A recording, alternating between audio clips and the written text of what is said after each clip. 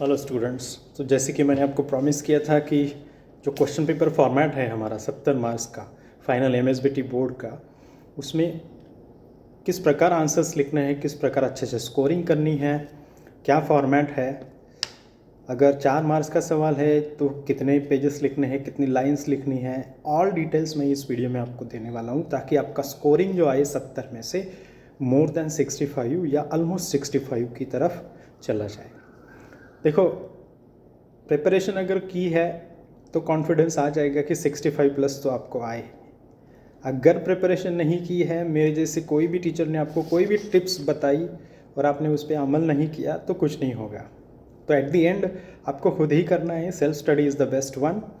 तो सबसे पहले, जैसे कि मैं हमेशा बोलता हूँ कि आपको जो 9 स्टोरीज़ है, Shiva's blessing, e waste, messiah for abandoned sick, Arunima Sinha, doer to mentor, then save yourself. So ये सभी स्टोरीज़ अगर आपने अच्छे से पढ़ी है, सभी, कोई भी ऑप्शन में नहीं डाल सकते आप, क्योंकि ये स्टोरीज़ पे आपको 22 मार्क्स के सवाल आने वाले हैं। 22 marks, question number 1 and question number 2 out of 70, आपको 22 मार्क्स तो सीधे सीधे आपको वो 9 स्टोरीज़ देने वाला है। और 9 स्टोरीज़ इतनी इंटरेस्टिंग है, इतनी मोटिवेशनल है कि अगर आपने उसको एज अ स्टडी अगर नहीं पढ़ा, जस्ट एज अ स्टोरी पढ़ा ना, तो भी आपको कोई भी सवाल उसमें से आ जाए, उसका जवाब आपको पक्का आएगा। आपको वो पढ़ना है। सबसे पहला सवाल, question number 1, attempt any 5 of the following. यानी आपको 7 सवाल दिए जाएंगे। क्वेश्चन नंबर 1 में 7 सब क्वेश्चंस है, उसमें से आपको कोई भी 5 सॉल्व करने हैं। देखो, यहाँ पे बहुत सारे बच्चे 6 लिख के रखते या 7 लिख के रखते। आप शुरू में क्या करना है ना, वो लिखो मत। पहले 5 जो आपको अच्छे से आ रहे हैं ना, वो अच्छे से लिख दो। ABCD बीच में अगर जो आ नहीं रहा है आपको अच्छे से, उसके लिए जगह छोड़ दो। सातों के सातों फर्स्ट गो में अटेम्प्ट करने की ज़रूरत नहीं, क्योंकि हमें 5 की ही ज़रूरत है। और अगर आपको पूरे 7 के साथ आ रहे हैं ना, तो आपको फाइनली जब पूरा पेपर कवर हो जाएगा, तब आप जो जगह छोड़ी है आपने, तब आप लिख सकते हो सुकून से, क्योंकि एनीवे आपने पूरा 70 मार्क्स का कवर कर लिया है। एक एडिशनल आप लिख रहे हो, लेकिन शुरू में पूरा एडिशनल लिखने की ज़रूरत नहीं है, भले ही आपको 7 सवालों के जवाब अच्छे से आ रहे हो। Remember, these are tips and there are no tricks as such to score almost 65 or more than 65 in final examination. So पहले सवाल में आपको 7 में से 5 लिखने हैं, हर एक को केवल 2 मार्क्स है। अभी 2 मार्क्स है तो कितना लिखेंगे हम लोग? अगर 2 मार्क्स है तो मैक्सिमम 4 या 5 लाइन, और जो पूछा गया है ना उतना ही लिखो। ज़्यादा उसका फोरग्राउंड और बैकग्राउंड लिखने की ज़रूरत नहीं, क्योंकि you have got only 3 hours to complete your paper. तो जैसे कि अभी एक एग्जाम्पल है कि state the full form of EQ, IQ and SQ। ये एक सवाल है, तो EQ कोलन करके emotional quotient, IQ intelligent quotient, SQ situational intelligent quotient. बस इतना लिख के छोड़ दो, एक लाइन छोड़ो उसके नीचे और अगले सवाल की तरफ रुख करो।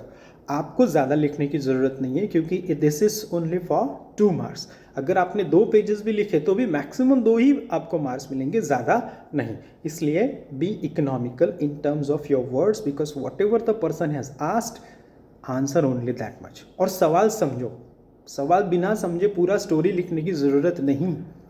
हाउ मिस्टर कृष्णा वेद वैसा इज़ अ ब्लेसिंग, तो आपको कृष्णा वेद वैसा ब्लेसिंग कैसा था शिवा के लिए, वो पूछा गया। आपको शिवा की पूरी स्टोरी लिखने की ज़रूरत नहीं। सीधे सीधे उसने किस प्रकार मदद करी, उसको कैसे गाइड किया और उसको एंटरप्रेन्योर बनने में कैसी मदद करी, वो आपको लिखना है। जो पूछा है वही लिखो, उसका स्टोरी लिखने में आपका टाइम और आपके एफर्ट्स वेस्ट मत करो। सो ये हो गया पहला सवाल, जो कि 10 मार्क्स के लिए आपको 5 सवाल लिखने हैं आउट ऑफ 7। क्वेश्चन नंबर 2, ये भी फिर से आपको उन्हीं 9 स्टोरीज़ कम सीन पैसेजेस जो होते हैं उन्हीं में से आएगा। इसमें आपको 3 लिखने हैं। 4 सवाल दिए जाएंगे क्वेश्चन नंबर 2 में, 4 में से आपको 3 लिखने। एक सवाल का वेटेज है 4 मार्क्स। अभी 4 मार्क्स मतलब क्या? Maximum 80 to 100 words. 80 to 100 words मतलब 8 से 10 लाइन में आपको आंसर ख़त्म होना चाहिए। आपको ज़्यादा कुछ लिखने की ज़रूरत नहीं।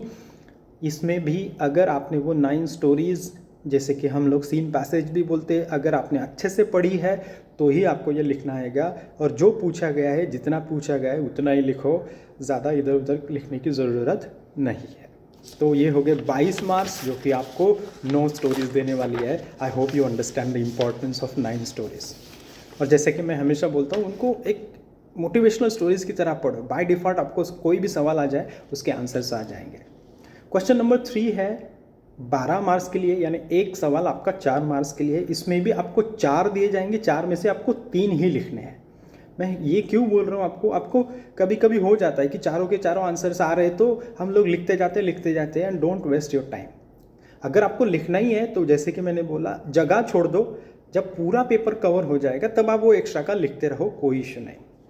अभी इसमें या तो डायलॉग आपको आएगा, 2 डायलॉग और 2 पैराग्राफ आएंगे, यानी 4 सवाल। 2 सवाल होंगे डायलॉग पे, 2 सवाल होंगे पैराग्राफ राइटिंग पे। तो डायलॉग राइटिंग किस प्रकार करनी है आपको, hi, hello, how are you, I am fine, I am thank you, ऐसे या क्वेश्चन आंसर्स लिखने नहीं हैं डायलॉग में। जैसे कि मैंने पहले भी बोला, आपको कोर लिखना है, हार्ट लिखना है, एकदम सब्सटेंशियल डायलॉग लिखना है, जो पूछा गया है उसी से रेलेवेंट लिखना है, इधर उधर की बातें ज़्यादा लिखनी नहीं है। ओपनिंग में हाय, हेलो, हाउ आर यू, ये 1 या 2 लाइन एक्सेप्टेबल है, लेकिन उसी में अगर आप 4-5 लाइन उसमें वेस्ट करोगे तो that is not acceptable. It is for 4 marks. तो एक बंदे के 2 स्पीकर रहेंगे तो एक स्पीकर के 5 लाइन और दूसरे स्पीकर की 5 लाइन मिनिमम, इतना तो आपको लिखना है। मैक्सिमम 6-7 लाइन या 6-7 डायलॉग एक बंदे के आप लिख सकते हो। लेकिन जैसा कि मैंने पूछा, क्वेश्चन आंसर सेशन नहीं होना चाहिए कि hi, how are you, what are you doing, तो दूसरा बंदा उसका आंसर करेगा, नहीं। अगर क्वेश्चन उसकी रिक्वायरमेंट है तो ही क्वेश्चंस डालो, अदरवाइज आपको कुछ भी क्वेश्चन आंसर सेशन का, ये इंटरव्यू नहीं है, इट्स अ डायलॉग। डायलॉग में सवाल आ सकता है लेकिन minimum, if it is really necessary तो ही उसको डालना है। अदरवाइज आपको इधर उधर की बातें उसमें लिखनी नहीं है, ग्रामेटिकल एरर करना नहीं है, स्पेलिंग एरर करना नहीं है, तो आपके मार्क्स कट जाएंगे। पैराग्राफ राइटिंग भी वही, मैक्सिमम 100 वर्ड्स, 4 मार्क्स का पैराग्राफ लिखना है। और जो पूछा गया है, जैसे कि यहाँ पे 2022 समर की मेरे पास क्वेश्चन पेपर है, इसमें लिखा है my sweet memories. So 2-3 memories, sweet memories of your childhood और your current college life you can write about. ज़्यादा से ज़्यादा 100, यानी ज़्यादा से ज़्यादा 10 लाइन, 100 वर्ड्स या ज़्यादा से ज़्यादा 10 लाइन। दूसरा एक पैराग्राफ है मोबाइल टेलीफोन। मोबाइल टेलीफोन ये टेक्निकल पैराग्राफ है, तो आप मोबाइल टेलीफोन के बारे में लिखो, उसके इस्तेमाल के बारे में लिखो, उसमें जो भी टेक्निकल चीज़ें हैं उसके बारे में लिखो, उसकी ऑपरेटिंग सिस्टम के बारे में लिखो। टेक्निकल पैराग्राफ जो कि मैंने आपको बताया है उसी प्रकार लिखना है, उसका डेफिनेशन लिखना है, उसके पार्ट्स लिखने हैं, उसके यूसेजेस लिखने हैं, उसकी इंस्ट्रक्शंस लिखनी है, सेफ्टी इंस्ट्रक्शंस, ऑपरेटिंग इंस्ट्रक्शंस लिखनी है। टेक्निकल पैराग्राफ अगर आप लिखोगे तो काफ़ी सिस्टमेटिक पॉइंट वाइज आपको लिखना पड़ेगा और उसके मैक्सिमम मार्क्स मिलने के चांसेस भी ज़्यादा होते हैं। तो ये हो गया क्वेश्चन नंबर 3। 12 मार्क्स के लिए 4 में से केवल 3 आपको लिखने हैं, याद रखो। क्वेश्चन नंबर 4, इसमें भी आपको 12 मार्क्स का सवाल है, 4 दिए जाएंगे, 4 में से आपको 3 सॉल्व करने हैं। अभी देखो, ये जो सवाल है, ये सवाल वोकैबुलरी से रिलेटेड है, तो मैं हमेशा बच्चों को यही बोलता हूँ कि 4 दिए हुए ना ABCD, चारों के चारों लिख दो, क्योंकि ज़्यादा टाइम नहीं लगता है, चारों के चारों लिख दो। अगर आप कॉन्फिडेंट नहीं हो किसी क्वेश्चन के बारे में या सब क्वेश्चन के बारे में, तो उसके लिए जगह छोड़ दो, बाद में उस पर सोचते बैठना। Don't get stuck. अगर कोई चीज़ नहीं आ रही है, don't waste your time in thinking and doing any stuff और any malpractice, asking someone की क्या उसका मीनिंग क्या है, लिखो या एन लिखो, ज़रूरत नहीं है। जस्ट कॉन्सेंट्रेट, पूरा पेपर लिख दो अपना, जो नहीं आ रहा है उसके आंसर के लिए जगह छोड़ दो। जब आपके पास टाइम बचेगा, come to that particular question again and give it a time and your intellect. तो पहला सवाल आएगा कोलोकेशन के ऊपर। Collocation means a group of word. देखो, ये कोलोकेशंस लिखते समय बहुत बार बच्चे क्या करते हैं, जैसा आया है ना एज इट इज़ लिखने की कोशिश करते हैं। नॉट नेसेसरी, आप उसको किसी भी टेंस में इस्तेमाल कर सकते हो। और एक ट्रिक जो एक टिप मैंने जो दी है सिविल के बच्चों को, वो सभी को दे रहा हूँ कि अगर कोई भी कोलोकेशन जो आया है आपकी एग्जामिनेशन में, अगर वो वर्ब से स्टार्ट होता है और आपको समझ में नहीं आ रहा है कि क्या लिखो, एक सिंपल टिप है, जो भी कोलोकेशन दिया है उसके आगे आई लिखो, जो कोलोकेशन आया है एज इट इज़ लिख दो और फुल स्टॉप दे दो, आपका काम हो जाएगा। एग्जाम्पल के तौर पे 2022 की क्वेश्चन पेपर मेरे साथ है, मैं आपको बताता हूँ। जैसे सेव मनी, ये सेव मनी है, कोलोकेशन है, वर्ब से स्टार्ट हो रहा है। अगर आपको कुछ भी समझ में नहीं आ रहा है, सीधे लिखो I save money full stop, 1 mark मिल जाएगा। ये टिप जो है ये सिर्फ तभी काम आएगी जब आपका जो कोलोकेशन दिया है वो वर्ब से स्टार्ट हो रहा है, और ये तभी करना है जब आपको वो समझ में नहीं आ रहा है। देखो पूरे के पूरे लकीली 2022 समर की क्वेश्चन पेपर में चारों भी वैसे ही दिए हैं। Pay attention, simple, I pay attention. Do business, I do business. Take a seat, I take seat. So काफ़ी आसान है, 4 मार्क्स आपके पॉकेट में आ जाएंगे अगर आप लकी हो तो। 2022 समर विंटर एग्जामिनेशन में भी अगर ऐसे ही आए कोलोकेशन तो सीधे सीधे लिख देना है। लेकिन मैंने जो वार्निंग दिया वही, अगर वो कोलोकेशन वर्ब से स्टार्ट होता है तो ही ये टिप का तुम लोग इस्तेमाल करो, अदरवाइज नहीं। बी, क्वेश्चन नंबर 4 बी है, replace the underline words with correct word and re right the sentence. यानी जैसे कि आपको यूनिट टेस्ट 2 में भी दिया था मैंने, आपको एक अंडरलाइन करके एक सेंटेंस दिया जाएगा, इसमें एक वर्ड को अंडरलाइन होगा, वो जो अंडरलाइन वर्ड है वो रॉन्ग रहेगा, उसका करेक्ट स्पेलिंग लिख के आपको फिर से वो सेंटेंस लिखना है। बहुत बार मैंने बच्चों को देखा है कि वो सिर्फ वो वर्ड लिखते हैं, नहीं, डोंट डू दैट। जो इंस्ट्रक्शन दी है, री right the sentence by using the correct spelling. जैसे कि राम इज़ वेरी वीक, यहाँ पे वीक का जो गलत स्पेलिंग दिया है WEEK, WEAK जो करेक्ट स्पेलिंग है, तो आपको राम इज़ वेरी वीक और वीक को अंडरलाइन करो, फुल स्टॉप दो। इस प्रकार आपको आंसर लिखना है, तभी मार्क्स मिलेंगे। सीधे करेक्ट सिर्फ वर्ड लिख के दिया, शायद मेरे जैसा अगर पेपर असेसर है आपको मार्क्स नहीं मिलेंगे। और फिर सी है, question number 4C, right the meaning of the following idioms. Idioms मतलब, अब मराठी में हम लोग उसको मणि बोलते हैं।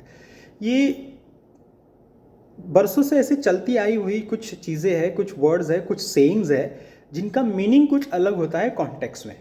तो आपको 2 ईडियम्स आएंगी, 2 ईडियम्स में कि पहले उस ईडियम का आपको मीनिंग लिखना है और फिर उस ईडियम को उसके मीनिंग को नहीं, उस ईडियम को एक्चुअली आपके सेंटेंस में लिखना है। For example, in black and white. अभी इन ब्लैक एंड वाइट का मतलब होता है, अगर आपको लिटरली करना है कि काला और सफ़ेद, ये लिटरल मीनिंग लेना नहीं है। इन ब्लैक एंड वाइट मतलब क्या, इन रिटन फॉर्म, लिखित में।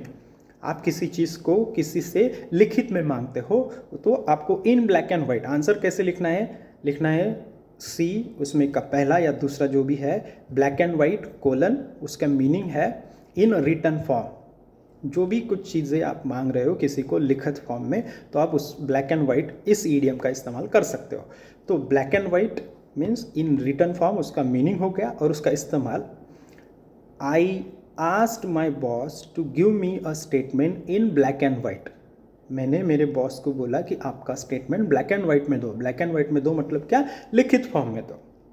तो आपको ईडियम का पहले मीनिंग बताना है, जैसे black and white, meaning in written form, use उसी के नीचे I asked the statement from my boss in black and white form, तभी आपको उसके पूरे 2 मार्क्स मिलेंगे। तो इस प्रकार आपको ईडियम का सॉल्व करना है। और जो डी है, question number 4D, choose the correctly spelled word from the following. आपको 3 शब्द दिए जाएंगे, तीनों में से 2 के स्पेलिंग गलत रहेंगे, एक का सही रहेगा, वो आपको सही लिखना है।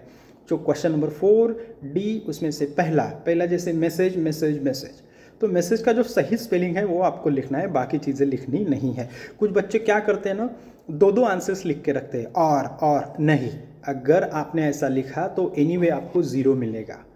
आपको एक ही आंसर लिखना है, 2 बार आंसर लिखने की ज़रूरत नहीं है, कोई स्मार्ट वर्क करने की ज़रूरत नहीं। सो ये हुआ क्वेश्चन नंबर 4, जो कि 12 मार्क्स का है। और जैसे कि मैंने बोला, पूरे के पूरे सॉल्व करो, क्योंकि ये एक मार्क्स के सवाल के जवाब है, ज़्यादा आपको उसमें टाइम नहीं लगेगा। और आप इनकेस किसी में अगर मिस्टेक हो गई, आपने एक्स्ट्रा लिखा है, तो आपको वो ज़्यादा मैक्सिमम मार्क्स जिसमें मिले वो कंसिडर किया जाएगा। क्वेश्चन नंबर 5A, इसमें और एक है, क्वेश्चन नंबर 4 में ABCDE का है सवाल, चेंज द वॉइस। अभी चेंज द वॉइस करते समय आपको पता है subject, verb, object and tense अगर आपको पता है गिवन सेंटेंस का, तो ही आप चेंज कर सकते हो। लेकिन चेंज द वॉइस का अटेम्प्ट करने से पहले आपको सबसे पहले ये पता होना चाहिए कि वो दिया हुआ सेंटेंस एक्टिव वॉइस में है या पैसिव वॉइस में। अगर एक्टिव में है तो ही पैसिव कर सकते हो, या पैसिव है तो एक्टिव में कर सकते हो।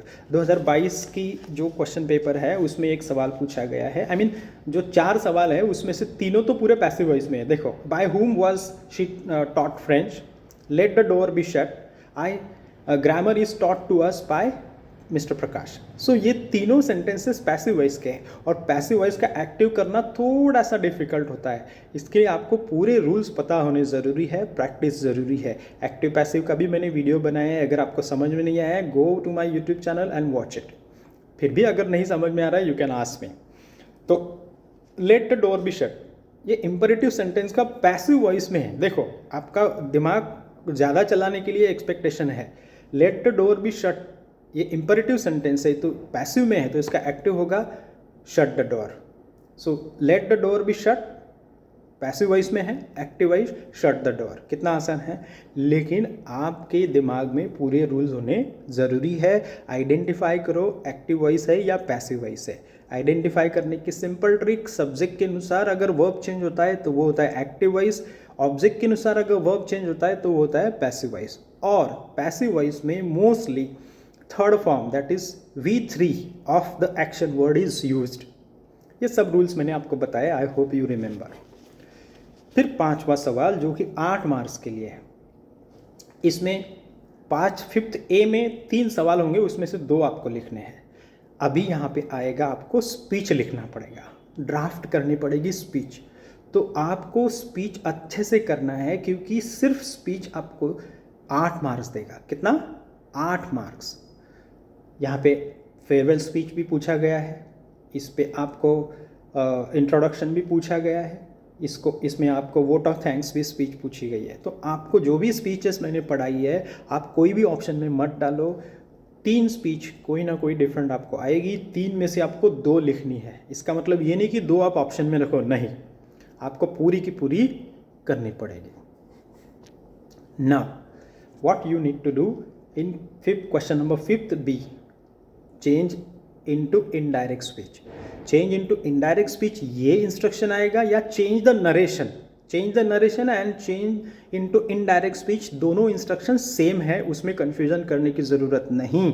बहुत बार मैंने देखा है कि वॉइस में लोग डायरेक्ट इनडायरेक्ट के रूल लगा देते हैं और डायरेक्ट इनडायरेक्ट में वॉइस के रूल लगा देते हैं। नहीं, डोंट डू दैट। इसलिए आपको मैंने बोला है कि चेंज द वॉइस की प्रिपरेशन पहले कर दो, फिर 2-4 दिन के बाद डायरेक्ट इनडायरेक्ट की प्रिपरेशन करो, ताकि आपका खिचड़ी ना हो, इधर का उधर और उधर का इधर, आप कुछ भी रूल अप्लाई ना करें और आपकी आंसर गलत ना हो। देखो, सिंगल मिस्टेक 0 मार्क्स। आप ये नहीं बोल सकते कि सर डायरेक्ट इनडायरेक्ट का सिर्फ यहाँ पे कॉमा तो नहीं दिया है मैंने, यहाँ पे क्वेश्चन मार्क ही नहीं दिया है, तो मार्क्स मिलेगा क्या? नहीं मिलेगा। फाइन, तो आपको पूरा करेक्ट लिखना है, इट्स लाइक मैथमेटिक्स। तो क्वेश्चन नंबर 5th भी चेंज इनटू इनडायरेक्ट स्पीच, इसमें भी डायरेक्ट स्पीच आया तो वो कोटेशन मार्क्स में रहेगा, इनडायरेक्ट स्पीच आया तो विदाउट कोटेशन मार्क रहेगा। ये सिंपल टिप है उसको पहचानने की। मोस्टली आपको डायरेक्ट स्पीच ही आता है, लेकिन पता नहीं, आजकल पेपर सेटर जो है वो कुछ भी सोच सकते हैं। आपको अगर इनडायरेक्ट स्पीच दे दी तो उसका डायरेक्ट स्पीच में करना पड़ेगा, और डायरेक्ट दी तो इनडायरेक्ट में करना पड़ेगा। और इसके लिए आपको पूरे रूल्स पता होने चाहिए। वर्बल क्वेश्चन अगर आता है रिपोर्टेड स्पीच में तो कैसे चेंजेस होते हैं, अगर WH क्वेश्चन आता है तो कैसे चेंजेस होते हैं, एक्सक्लेमेटरी सेंटेंस आता है तो कैसे चेंजेस होते हैं, इंपरेटिव सेंटेंस आता है तो कैसे चेंजेस होते हैं, ये अगर आपको पता है तो ये 4 मार्क्स आपकी जेब में अभी के अभी आ जाएंगे। अगर नहीं तो काम करो, अभी भी टाइम है। क्वेश्चन नंबर 6 है attempt any 2 of the following. आपको यहाँ पे 6 मार्क्स के 3 सवाल दिए जाएंगे, A, B, C। इन तीनों में से आपको 2 ही लिखने हैं। तो या तो डू एज डायरेक्टेड करो या फिर अनसीन पैसेज वो करो। मोस्टली मैं रेकमेंड करता हूँ बच्चों को कि अनसीन पैसेज एक रखो, और डू एज डायरेक्टेड जो 2 आएंगे वो पूरे के पूरे सॉल्व कर दो। यानी 3 में से 2 नहीं, पूरे के पूरे सॉल्व कर दो आप, क्योंकि डू एज डायरेक्टेड एक सेंटेंस में आपको आंसर्स लिखने होते हैं। तो अच्छे से दिमाग लगा के उसको आपको सॉल्व करना है। जैसे डू एज डायरेक्टेड 6A है, Ganesh was an only teacher in a village. Rewrite the sentence using correct article in place of the underlined article. Ganesh was an only teacher. अभी an only, इसमें कुछ changes करने की ज़रूरत नहीं, already वहाँ पे वो करेक्ट यूज़ है। ऐसे भी आपको पहचानना पड़ेगा, ओनली औ औ is the vowel sound, that's why an is correct over there. तो बहुत बार Ganesh was a only teacher ऐसा अगर होता तो अ का इस्तेमाल रॉन्ग होता। ऑलरेडी उन्होंने एन दिया है and they are expecting you to correct it, already correct article वहाँ पे इस्तेमाल किया गया है। तो आपको ये सिर्फ फंसाने के लिए उन्होंने दिया है कि भाई एन का इस्तेमाल गलत है, आप उसको करेक्ट करो। तो Ganesh was the only teacher in a village, ये करेक्ट आंसर हो सकता है। Ganesh was an only teacher in a village, ये एक करेक्ट आंसर हो सकता है। तो आपको पता होना ज़रूरी है कि द लिखे या अ लिखे या एन। अ मतलब कॉमन, आगे का जो नाउन है उसका कॉन्सोनेंट साउंड से आता है। एन मतलब क्या, आगे का जो नाउन आया है उसका जो प्रोनाउंसिएशन है वो वॉवेल साउंड से होता है, जैसे एन अम्ब्रेला, एन एप्पल, वो हम लोगों ने सीखा। An hour, an honest man. तो यहाँ पे Ganesh was the only teacher in a village, ये करेक्ट आपका आंसर आएगा, क्योंकि उस पूरे विलेज में वही एक बंदा है पर्टिकुलर, इसलिए द। अभी एन ओनली करने के भी चांसेस बहुत सारे लोगों के ज़्यादा है, क्योंकि वहाँ पे सीधे सीधे दिख रहा है कि वॉवेल साउंड से आ रहा है। तो आपको कॉशियसली ये प्रयत्न करना पड़ेगा, एफर्ट करना पड़ेगा कि आप ए एंड द इन तीनों आर्टिकल का यूसेज अच्छे से करें। फिर दूसरा है डॉक्टर जानवी वॉज दो a lecturer and author of many famous book. यहाँ पे आपको कंजंक्शन का इस्तेमाल करना है, जो कि दोनों कंजंक्शंस में से एक कंजंक्शन उन्होंने रॉन्ग किया है, या दोनों भी कंजंक्शंस रॉन्ग हो सकते हैं। तो यहाँ पे करेक्ट आएगा doctor Janvi was not only a lecturer but also author of many famous books. तो नॉट ओनली बट ऑल्सो का आपको इस्तेमाल करना पड़ेगा, जो कि करेक्ट कंजंक्शन है वहाँ पर। तो आपको कंजंक्शन के रूल्स पता होने ज़रूरी है, subordinating, coordinating. Then the third one, they will ask you about preposition, that correct preposition you should know। देखो preposition on, over, above, below, under, behind, since, for, between, among, ये confusing हो सकते हैं। कौन सी चीज़ का इस्तेमाल करें हमें पता नहीं होता, इसके पर्टिकुलर रूल्स है, मैंने ऑलरेडी मेरे वीडियोस में बताए हुए हैं। अगर फिर भी आपको कन्फ्यूजन है, you can ask me. Without doing preposition and all you can't do. फिर क्वेश्चन नंबर 6 बी है अनसीन पैसेज, जो कि 6 मार्क्स के लिए आएगा। अनसीन पैसेज अगर टैकल करना है तो पहला पूरा अच्छे से वो पढ़ो, समझने की कोशिश करो। पढ़ते समय ही कुछ नए वर्ड्स या कुछ इम्पॉर्टेंट सेंटेंसेस जो भी आपको लगते हैं उनको अंडरलाइन कर दो, क्योंकि आपको जो इम्पोर्टेंट लग रहा है शायद वही किसी सवाल का आंसर हो। पहले रीडिंग में अगर समझ में नहीं आ रहा है, then you read the questions and then reread the passage, you will definitely try to understand it or get to understand it। अगर आपको फिर भी नहीं समझ में आ रहा है तो छोड़ दो। अगला जो है सी करो, डू एज डायरेक्टेड, जो कि आपको टेंसेस के बारे में या वर्ब के बारे में आपका जो भी इंफॉर्मेशन है, वो नॉलेज है, वो टेस्ट करेगा। या फिर types of sentence, assertive, affirmative, exclamatory, question, इसके रिलेटेड आपको कुछ ना कुछ सवाल आएगा। या फिर टेंस से रिलेटेड आएगा कि use the correct form of the verb in the given sentence. लेकिन जैसे कि मैंने बोला, आपको पूरे के पूरे सॉल्व करने हैं। जो थियोरेटिकल क्वेश्चंस है, नो सीन पैसेजेस कम स्टोरीज, उसमें जितने पूछे गए उतने ही लिखो। अगर आपको लिखना है ज़्यादा तो उसके लिए जगह छोड़ दो और फिर पूरा पेपर होने के बाद वो सॉल्व करो। लेकिन वोकैबुलरी और ग्रामर के जितने भी सवाल है एक्स्ट्रा भी लिख के रखो और सीक्वेंस में लिखो, ताकि जो पेपर चेक करने वाला है उसको दिमाग को ज़्यादा टेंशन ना आए। तो ये चीज़ें थी, पूरा फॉर्मेट था।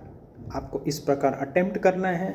अगर आपने पढ़ाई करी तो ही तुम्हारे और मेरे एफर्ट्स रंग लाएंगे, नहीं तो मेरी भारत माता, हमें कुछ नहीं आता। और पढ़ाया किसने? तो राम पाटिल ने, मेरा नाम लेने का नहीं, right. I wish you good luck. I hope कि विंटर 2023 का ये एग्ज़ामिनेशन आपका अच्छे से जाएगा अगर आप पढ़ाई करोगे तो। बाकी there are no tricks. Good luck.